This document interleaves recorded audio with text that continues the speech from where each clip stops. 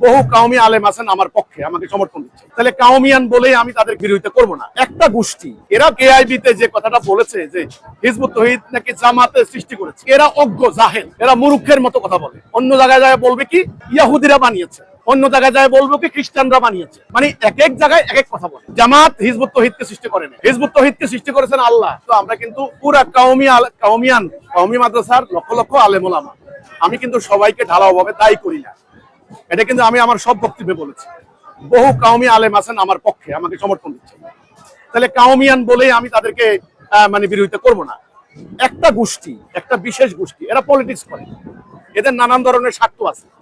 এরা গতকালকে কেআইবিতে যে কথাটা বলেছে যে হিজবুত তৌহিদ নাকি জামাতের সৃষ্টি করেছে, এরা অজ্ঞ জাহেল, এরা মূর্খের মতো কথা বলে। অন্য জায়গায় যায় বলবে কি ইয়াহুদিরা বানিয়েছে, অন্য জায়গায় যায় বলবো কি খ্রিস্টানরা বানিয়েছে। মানে এক এক জায়গায় এক এক কথা বলে। জামাত হিজবুত তৌহিদকে সৃষ্টি করে না, হিজবুত তৌহিদকে সৃষ্টি করেছেন আল্লাহ, এটা ওরা বিশ্বাস করে না। হিজবুত তৌহিদের প্রতিষ্ঠাতা ইমামুজ্জামান জনাব মোহাম্মদ বাইজিদ খান পন্নী, উনি উপমহাদেশের প্রখ্যাত পন্নী পরিবারের সদস্য। ওনার পরিবার কে নাসিম। কাজে একথা বললে হবে না যে জামাত, ওরা আজকে জামাতের বিরুদ্ধে, কালকে হিজবুত তৌহিদের বিরুদ্ধে, পরশু আরেকজনের বিরুদ্ধে। এটাই হলো ওদের মূল এজেন্ডা। ওদের কাছে আসলে ইসলাম নাই, কোরআনের কোনো ধারণা নাই, কোনো জ্ঞান নাই। এজন্য ওরা এর বিরুদ্ধে ওর বিরুদ্ধে করাই এদের মূল আলোচনা বা উপজীব্য বিষয় আমি মনে করি।